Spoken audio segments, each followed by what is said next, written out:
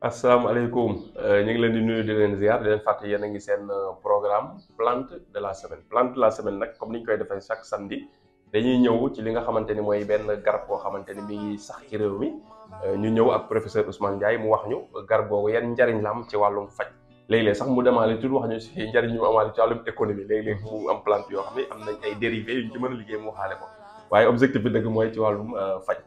kon professeur tey dañuy waxtaanee plante bi nga xam ne mooy Garga Mbossé moom yaakaar naa xam naa ñu ko fu ko xam tam dégg ko même moom ñi nekk fii sax xam nañ ko parce que fépp lay sax foo amul ay kër rek wala ay kër yu eggul sax ñaare day am ay Garga Mbossé waaw ba bañ fay nit ñi di dëkk si dindi ko mu nekk plante boo xam tam daanaka seetlu nañ ni maam yaakaar naa soxlawul roose ni mooy saxal boppam di voilà di demal boppam dafa am autonomie voilà mooy plante bi ñu war a waxtaane tey léegi professeur ñu bëggoon ginnaaw ba nga nuyoo nga ñëw waxal ñu Garga Mbossé yan vertu la am ci wàllum médecine waaw loolu lañu bëggoon xam.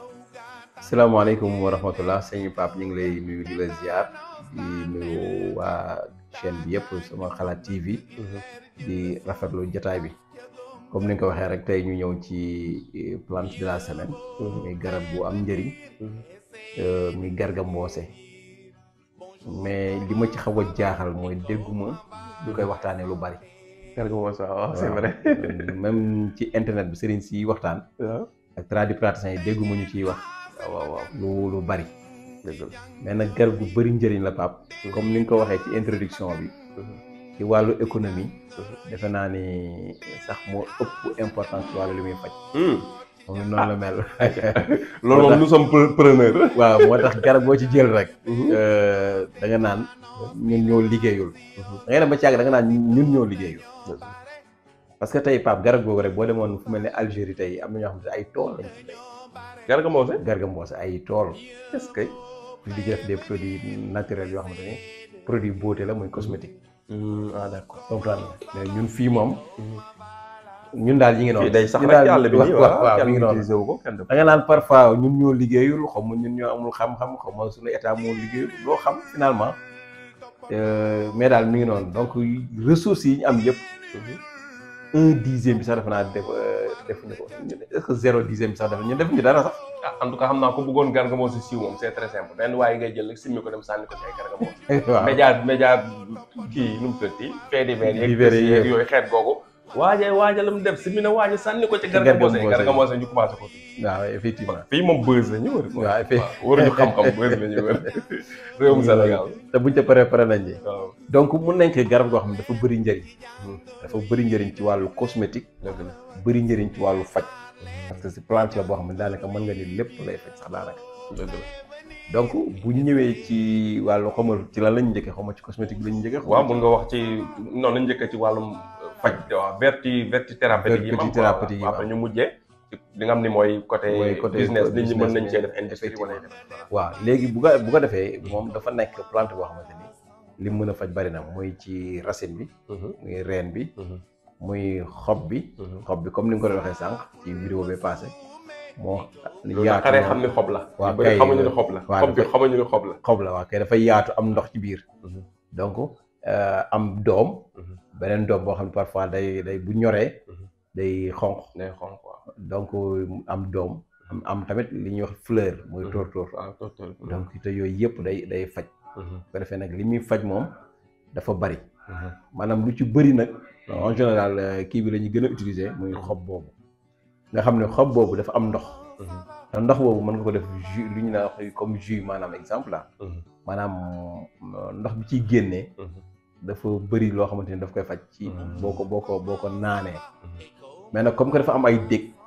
day xaw a naqaree. dindi defar moom ku koy dindi tam il faut nga def très attention. effectivement ay dég yu soxor sax dég yu metti sax. bu ko defee nag loolu moo ci nekk mais boo ko jëlee xolli ko exemple day ngay gis ne dafay am kii ci biir dafa am ndox lu mel ni pat ci biir mel ni pat. waaw loolu nag boo ko comme aloe vera rek booy benn aloe vera benn la ñoom ñaar rek ñooy am noonu lañ mën a àndee presque. parce que li kii di faj kenn da koy faj. léegi bu ko defee nag boo ñëwee ci moom ndox boobu li mu mën a faj dafa bari ci affaire u der. lu mel ni ay dermatologie wàllu dermatologie. lu mel ni wàllu góom tamit. ay taab. donc yooyu su la neexee ndox boobu baax na ci bu la neexee nga def ko sunguf tey bu fekkoon da nga am kii bi nu mu tuddati xoox bi. waaw doom bi comme ni ñuy wax doom bi. boo ko defee sunguf gaaw na ci wàllu boobu. mooy doom bi ñor dañ koy lekk noonu. wala dañ koy lekk noonu waaw. doom bi si boppam boobu. waaw doom ngay jël weer ko mu daggate ko weer ko. moom wow di ko def ay sunguf.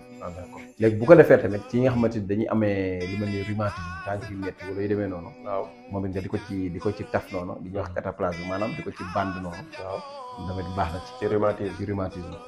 bu fekkee tamit ñi nga xam ne dañu amee les problèmes de dënn poumon ay sëqët ay asthme yooyu su boobaa tamit kii bi doom bi wala xob bi boo ci jël dafay naqaree parce que dafa laaj matériel nag parce que dindi pour nga jël boo jëlee xob bi noonu di dindi dégg yi rek loolu dafa laaj précision ak tey ba pare dafa naqaree def suuf ndax dafa tooy waaw yooyu mooy balaa ngay def sunguf yi doon ko weer lu yàgg kay loolu nga def ko leele ko ay leel yu sew ba pare weer ko ci naaj bu tàngul yàgg mu soog a noonu donc yooyu moo ci indi yooyu moo tax mu naqaree liggéey mais nag boo ko defaree ba am ko peut-être lu neex a liggéeyee la parce que dafa efficace bon ñi xobu garga mboose bi waaw nga fexe rek ba def ko sunguf donc ñi nga xam ne dañuy amee affaire dënn ak yooyu dënn asma yëpp daf koy noo koy utiliser su la neex da ngay comp rek di kii ci ndox tàngal ndox rek def ci di naan su fekkee tamit sax même mënoo mënoo def loolu day jël temps même doom bi boo ko jëlee noonu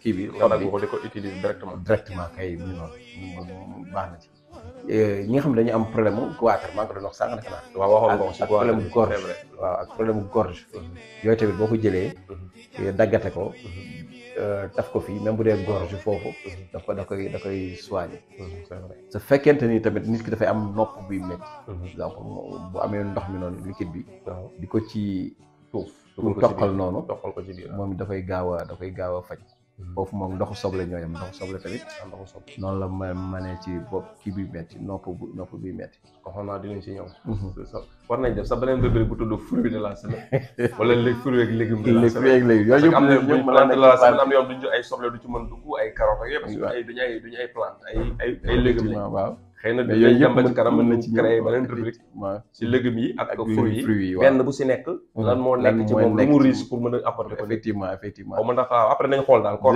jot gi de la ko ñu defaale effectivement waaw incha allah c'est que man sax dama yaakaaroon ci plante de la semaine dañ ko ciy dugalaatee ak noonu mais ba tey aussi def wala ba léegi wala bu ñu defee bi plante de la semaine beneen bi ñu def fruit de la semaine wala légume de la semaine waaw xëy na waaw ba tey wala ñu boole ci yaa xool rek yéen xool rek après incha allah dañ ci réfléchir parce que légume ak fruit li ñu mën a faj dafa bari voilà te nit ñi loolu mën na leen a faj te du génn seen waañ presque parce que boo xoolee légume ak fruit yëpp mi ngi ci waañ wi dañ koy dugg donc sa santé mi ngi sa waañ effectivement te su boobaa parce que tey buñ ci ñëwaatoon bala ñuy eggalee ci Garga Mbossé buñ ci ñëwoon nii légumes yi li ñu mën a faj bari na surtout chou pommé tey am na yoo xam ne buñ ci eggoon wala carotte suñ ko waxee da nga naan lii mënta nekk loolu incha allah danañ ci ñëw te yooyu yëpp mën nga ko def jus tamit mooy li ñu waxoon rek nit ñi dañoo liggéey te yooyu yëpp mën nga ko def jus di ko utiliser mais dinañ ci ñëw incha allah waaw incha allah dinañ ci ñëw léegi bu ko defee même problème estomac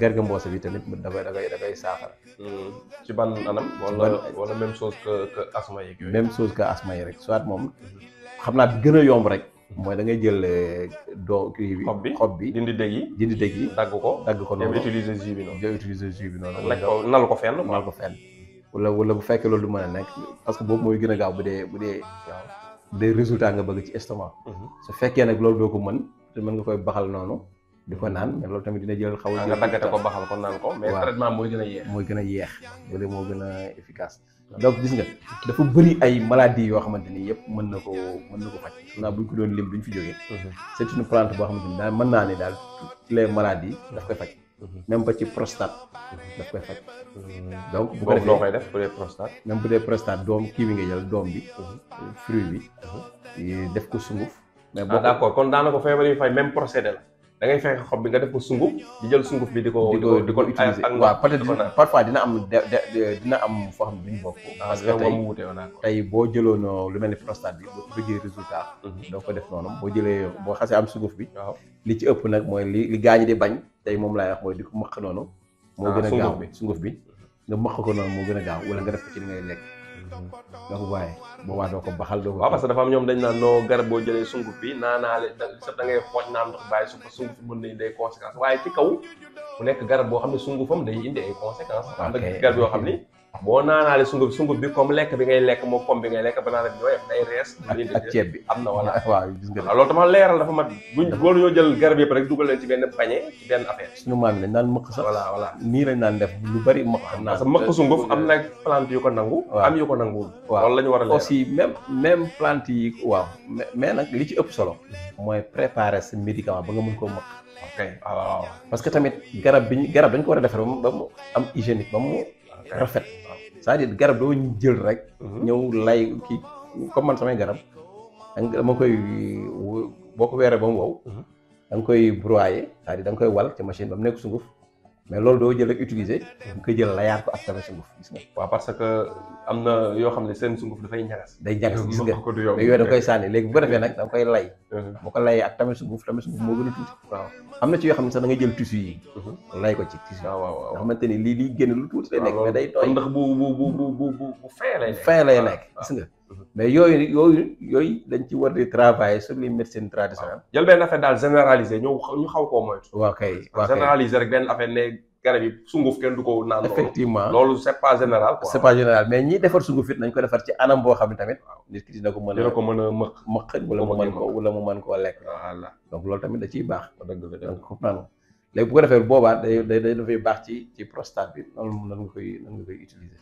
d'accord léegi bu dee am na tamit yeneen si loo ci war a waxat après ñu jëm ci côté kii bi côté cosmétique bi. waaw mooy li ma la wax maanaam plante la boo xamante ni surtout indiens yi ñoo ñu ko gën a xam. ñoom dañ koy utiliser ci domaine yëpp. mu demoon fu mel ni Inde. ñoom daanaka mën nañu lépp lañ ciy faj. Inde moom dañoo fort ci garab. gis nga daanaka lépp lañ ciy faj. Mexique tam gis naa ne am na fa Mexique. ak côté Arizona États-Unis daa mel ni ak Garga bari na. am na fa waaw côté Arizona bari na fa Mexique tam bari na. dafa am nag ndax ñoom ñu ngi koy. non dañ koy utiliser ñoom ay usine lañ ci def dégg nga li ma la bu ñëwee ci côté cosmétique bi ñoom dañ ay société lañ koy def.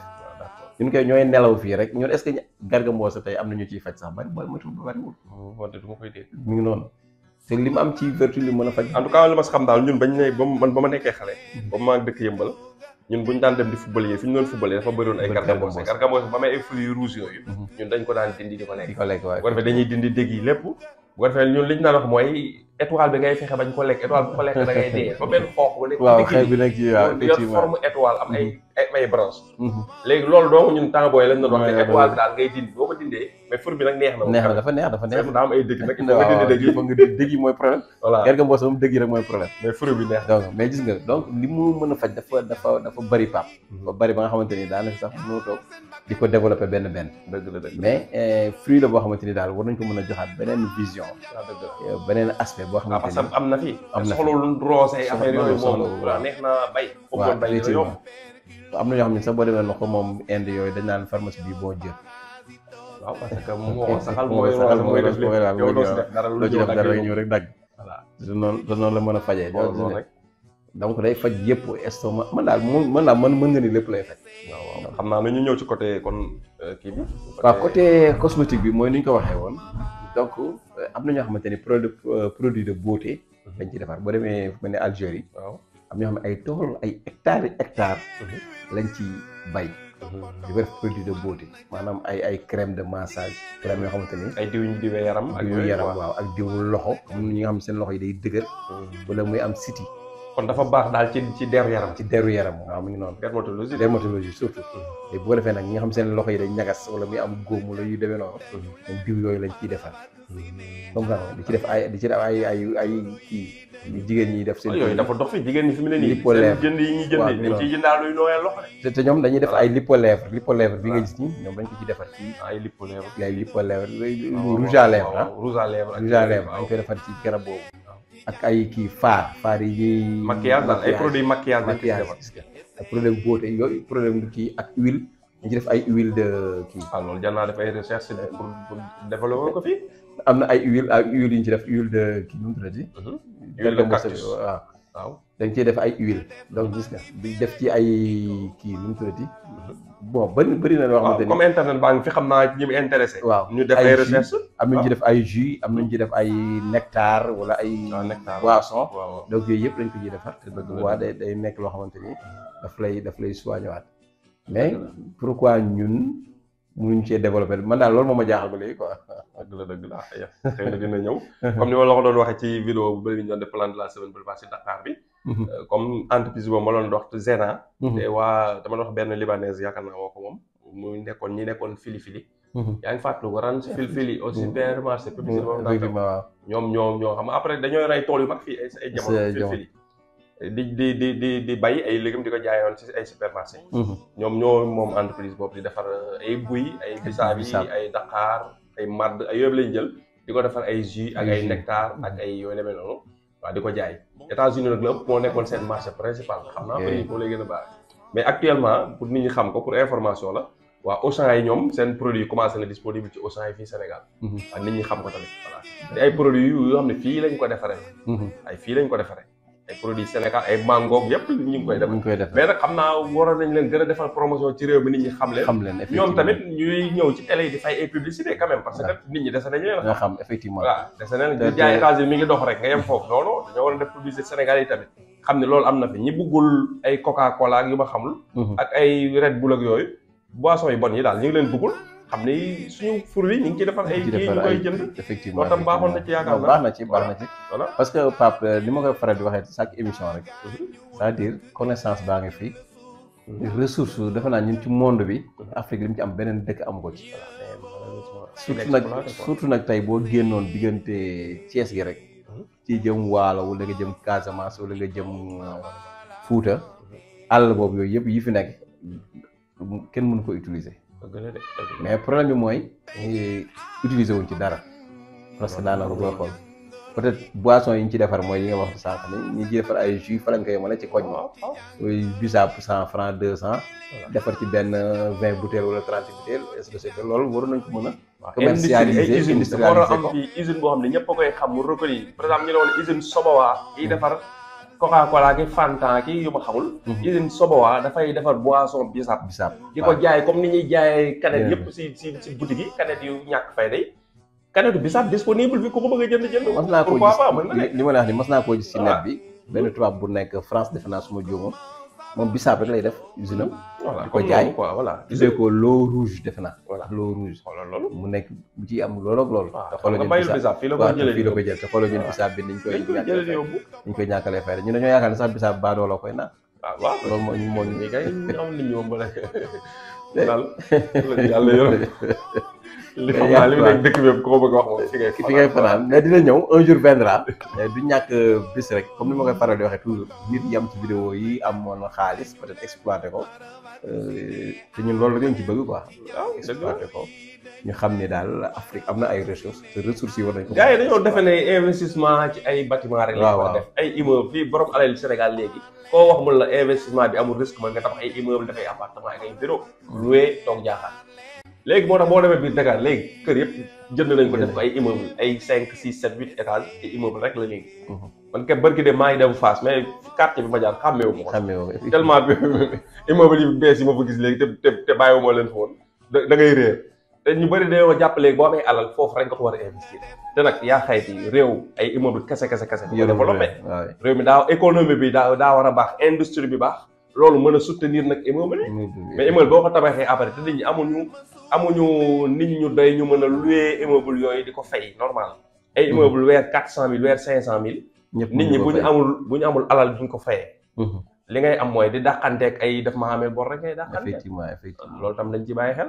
xam naa baax na daal industrie jot na suñu gouvernement yi industrie bi moom ñu war koo développer fii ci réew mi parce que industrie mooy yor économie réew ci industrie lay reposé wu jamono yi te Pape foofu li ma la ciy dolli mooy industrie bi nga wax ni ñun ci côté bi ñuy waxee mooy côté plante suñ ko développé dafa am ñaari facteurs yu mën a jur benn bi muy facteur day régler chômage bi nit ñi dinañ mën a liggéey mais beneen facteur bi mooy day régler santé bi en même temps c'est-à-dire en même temps c'est-à-dire nit ñi ni ñu doon feebaree. dootuñu feebaree wàññeeku day wàññeeku. bien sûr. parce que ki utiliser les plantes médicinales. nga transformer ko. tey mu koy jël di ko naan ay jus xam nga ay jus de navet. waaw jus de chupame. te yooyu dinañ ci ñëw man dinaa leen jox ay vertu yi mën a faj. incha allah yooyu nit ki bu koy jël. daanaka pour nga dem hôpital c'est tout un problème. te nit ki bu wéree. di liggéey rek léegi dëkk bi développé. mais ku sans santé rek nit ki moom du mën a liggéey. dëgg la donc bu ko defee nag ñaari facteurs yëpp da koy résoudre à la fois. ba pare dina permettre sunu garab yi mu mën leen a exploiter. mais ba léegi exploiter guñu leen. loolu mi ngi noonu dañ leen di sax di dagg ay mat sax xamuñu valeur yi. waaw garab boo xamul valeur am fi ngay mujjee mooy dagg ko di ko xambee mat man di ko xambee daal ba ngay mujjee ci dëkk boo xam ne am na gaz ñu war fee tere bonne volonté yi dinañu dégg. xëy na si kanam tuuti fii ak xëy na 2-3-5 ans. maa ngi espérer ñu tere fi matt tere fi këriñ. fexe gaz bi comme am na gaz bu dul jeex moo fi feeñ. ñu fexe gaz bi egg fépp ci Sénégal. léegi matt ak këriñ tere ko. effectivement su ko defee garab yi kenn dootu leen dagg. waaw dëkk bi commencé di naat di perte comme Casamance bi mel Sénégal yëpp noonu la war a mel. taw bi bari. dëkk bi économie bi dox. waaye loolu daal am nañ droit tam rêve daal. yàlla baax non du rêve sax c'est la réalité yàlla baax na baax. professeur ñu ngi lay remercier. jërëjëf sëñ Ba. waaw bu fekkee am na loo xam ne bëgg nga ko si wax. baax après na ñu ngi sant ñëpp di gërëm ñëpp rek. di ñaan liñ fi wax lépp rek yàlla na nekk nit ñi dégg ko. ci déggin bi gën a rafet nag. waaw jërëjëf waaw parce que tamit waxuñu ko ngir ngeen financer ñu liggéey waxuñu loolu de. c'est-à-dire dañ ni liñ fi joxe ku ko mën a exploiter sa bopp demal nga exploiter ko. waaw nga def ci ay recherche exploiter ko nga dem. waaw boo loo ñu ci laaj xalaat nag luñ ci am dinañ la ko wax. mais ñun dañoo bëgg nit ñi développer ko. loolu mooy objectif bi mais du question que dañoo wax ngeen financer ñu non. bu bëgg demal nga financer sa bopp. dëgg la waaw bu ko defee nag loolu lañ ci bëgg nit ñi jariñu si daal lañ bëgg. dëgg la léegi am réew policier yoo ko yàq ba. loo wax ñu defee sa intérêt bopp. waaw kay mii noonu. boo waxee sa loo intérêt général la gars yi dina loolu li mu wax nangam parce que policier ñoo yàq réew yi. yàlla baax na. professeur ñu ngi lay remercier kon di leen jox rendez-vous xam naa ba semaine prochaine ci beneen vidéo plante de la semaine incha allah rabbi jërë ngeen jëf.